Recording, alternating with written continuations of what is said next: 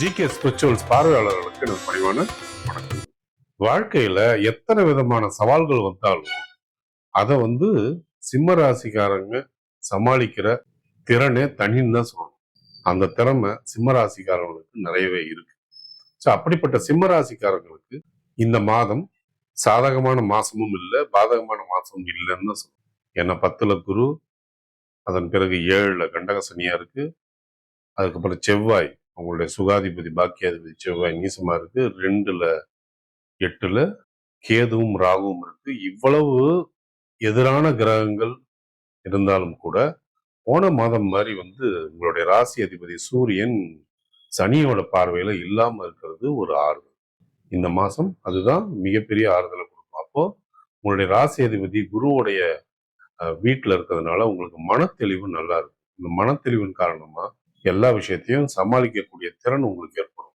உத்தியோகத்துல 2 பக்கமுமே உங்களுக்கு சோதனை தான். அதாவது மேலதிகாரிகளாக இருந்தாலும் சரி, அது உங்களுக்கு கீழே பணிபுரியவர்களாக இருந்தாலும் சரி, அதெல்லாம் உங்களுக்கு சோதனையை கொடுக்கக்கூடிய ஒரு விஷயமா தான் இருக்கு.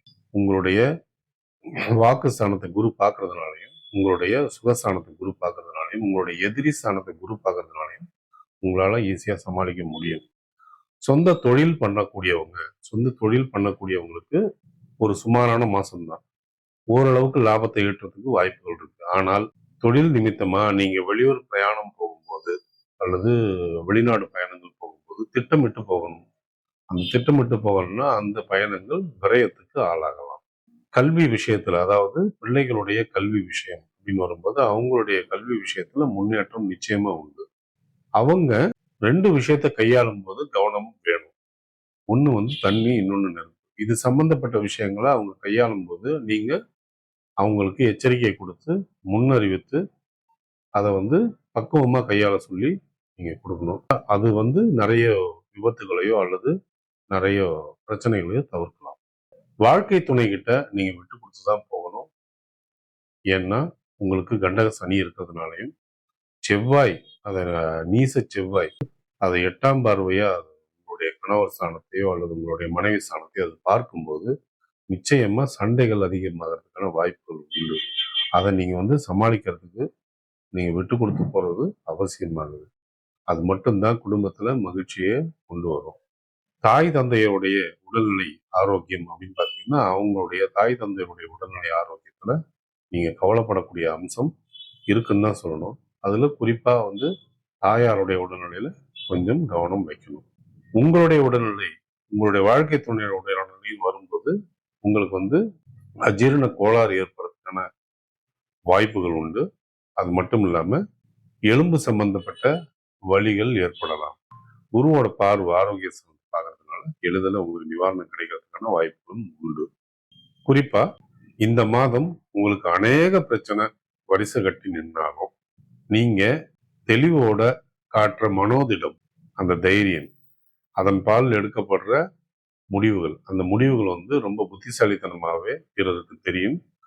அதனால நீங்க பாராட்டப்படுவீங்க. இதுதான் இந்த மாசத்துக்கான ஒரு சிறப்பான பலனா சொல்ல முடியும். முக்கிய முடிவுகளை எடுப்பதற்கு சாதகமான நாட்கள் நல்லது. உங்களது சொந்த ஜாதகத்தில் உள்ள திசா புத்தி நன்கு இருந்தால் இரட்டை பலன் கொடுக்கும். இல்லை என்றால் தடை தாமதங்கள் ஏற்படும். பாதகமான நாட்களில் முக்கிய முடிவுகள் எடுப்பது நல்லதல்ல. உங்களது சொந்த திசா புத்தியும் நன்றாக இல்லை என்றால் எந்த முடிவும் எடுப்பதற்கு பலமுறை யோசிக்க வேண்டும். ஒருவேளை உங்களுக்கு யோகமான திசா புத்தி நடந்தால் இந்த பாதகமான நாட்களை பற்றின கவலைக்கு அவசியமே இல்லை. சந்திராஷ்டம தினங்கள்ல நிச்சயமா நீங்க வண்டி வாகனம் ஓட்டும்போது எச்சரிக்கை கடைபிடிக்கணும். தாயார் சம்பந்தப்பட்ட உறவுகள்கிட்ட நீங்க கொஞ்சம் எச்சரிக்கையோட பேசுறது நல்லது. இல்லைன்னா தவறான பேருக்கு நீங்க ஆளாக கூடும். அதுக்கப்புறம் நீங்க வழிபடக்கூடிய ஸ்தலம்னா ரொம்ப குறிப்பா தமிழ்நாட்டுல பஞ்சபாஸ்கர ஸ்தலம்னு சொல்லுவாங்க. சூரியன் வழிபட்ட 5 தலங்கள் இருக்கு. பாஸ்கரம்னா சூரியன், பஞ்சம்னா 5. ஸோ அந்த சூரியன் வழிபட்ட 5 தலங்கள்ல நீங்க சென்று வழிபட்டால், அதாவது ஒண்ணு சென்னைக்கு பக்கத்துல இருக்கிற தலைஞாயிறு, நன்னிலம் பக்கத்துல உள்ள திருசுல்குடி, ஆடுதுறை பக்கத்துல உள்ள திருமங்கலக்குடி, நீடாமங்கலம் பக்கத்துல உள்ள திருப்பருதி நியமம், அதன் பிறகு திருவாரூர் பக்கத்துல உள்ள தலைஞாயிறு, இந்த ஸ்தலங்கள்ல சூரியன் வழிபட்டு தன்னுடைய தோஷத்தை போக்கிக்கிட்டதா ஐதீகம் இருக்கு. சரி, இந்த ஸ்தலங்களுக்கு போகும்போது சிம்மராசிக்காரர்களுக்கு விசேஷமான பலன்கள் உருவாகும். இந்த கோவில்களுக்கு போக முடியாது, அதெல்லாம் டிஸ்டன்ஸ்ல இருக்குன்னு வேறு மாவட்டத்துல இருந்து அவங்க ஃபீல் பண்ணாங்கன்னா ஒண்ணு அதற்கான கவலைகள் எதுவும் வேண்டாம். உங்கள் அருகில் உள்ள சிவன் கோவில்கள்ல சூரியனுக்கு தனி சன்னதி உள்ள கோவில்கள் நிறைய இருக்கலாம். அந்த சன்னதிகள்ல சூரியனுக்குரிய பரிகாரத்தை நீங்க செய்யலாம். செஞ்சு இந்த மாதத்துக்குரிய நல்ல பலன்களை நீங்க மேம்படுத்த முடியும்.